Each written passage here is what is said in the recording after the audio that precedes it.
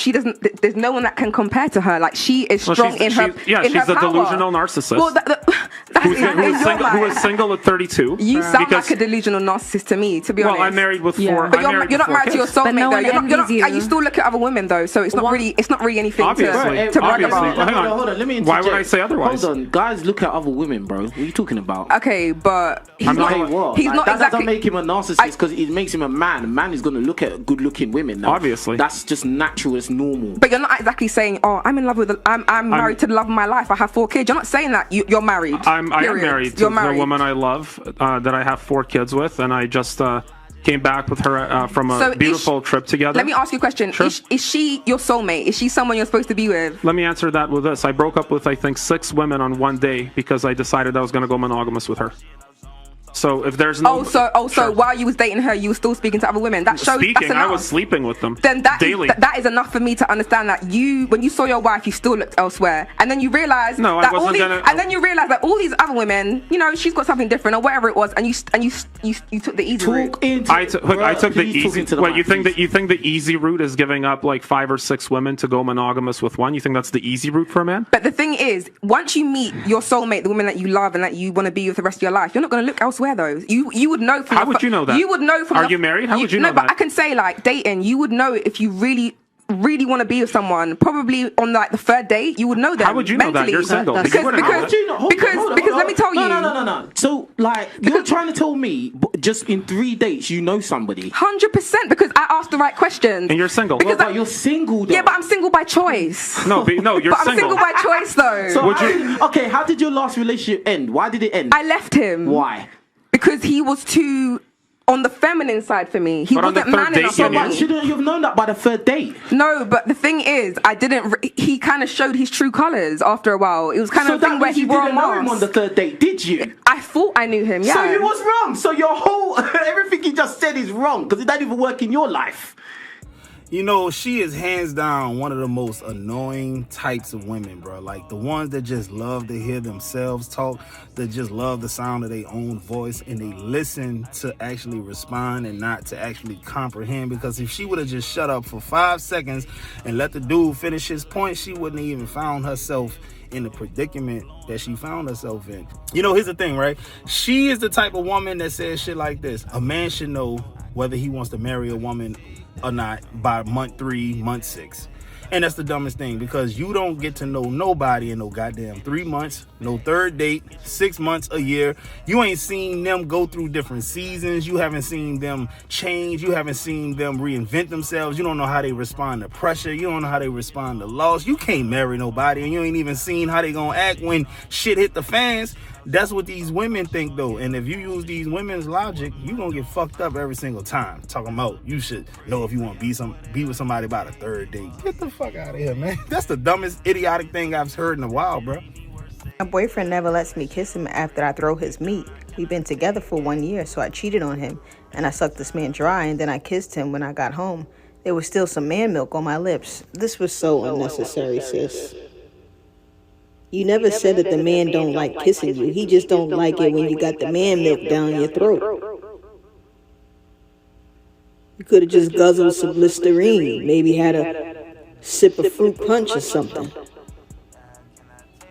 But to go and throat on somebody else's meat and then come home with the milk mustache and then kiss up on your man.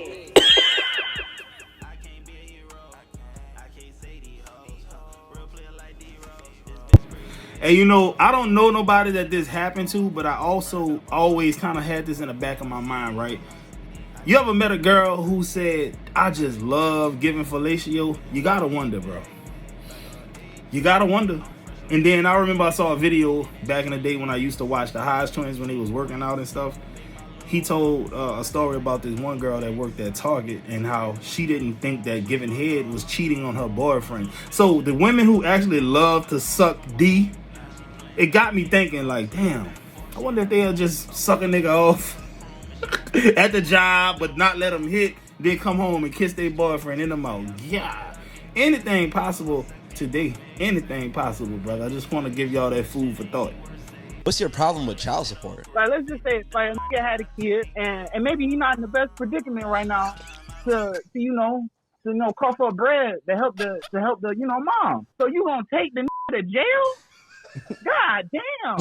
And then you gonna keep charging his ass? I mean, that's slavery, my nigga. And if you gonna have child support, put it on like a card that like can only be used at like Walmart or some shit. Because it ain't no reason. Are you sure this isn't personal? No, this ain't personal. But it is to an extent, because I done seen my aunt do this shit to people. Like, the kid, he was cool or whatever. He hung out with me a lot, and this used to be like, "Do you have some food?" And I'm like, "You ain't got no food at home?" No. But she around here walking around with Gucci bags and shit. Like, you a scumbag. Your son around here hungry as hell, but your ass eating on the low.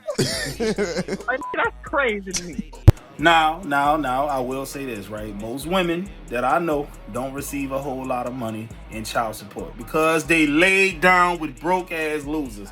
So, with that being said, you got to take that with a grain of salt. But for the men who actually do make a decent living and the child support payment comes out to be a substantial amount, I feel for you, because let's be real, that girl ain't using that money on your child. We know this, man. Any nigga that's paying more than $3,000-$4,000 a month in child support, we know the baby mama is benefiting the most from that shit. 3-4 racks a month, bro, and she works on top of that. Trust me, that extra money ain't going towards your son. She ain't got no goddamn college account saving up for his tuition. He ain't in no goddamn private school. She ain't dripping him out. But guess what? She taking trips. And guess who got the baby when she out of town? Guess who got her? Her mama. Sometimes even worse than that. Her sister got her. Nigga, I done heard about the girl asking the nigga mama to fuck. You spending my child support on trips and my mama watching the baby? Nah, I gotta off both of y'all. When she say that word, like, I hate that. Like, women love saying that. Like, accountability, narcissist, you're gaslighting me. Take accountability. Like, okay, damn. Take accountability. Like, y'all got like a vocabulary book. Y'all girls got like a vocabulary. Like, y'all say the same thing. Gaslighting, accountability, narcissist. Okay, all right. We know y'all know the word. Damn gracious.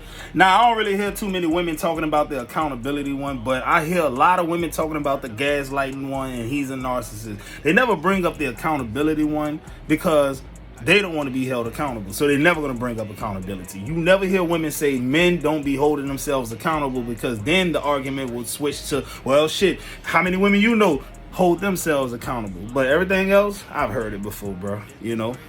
Have y'all heard a lot of women talking about accountability?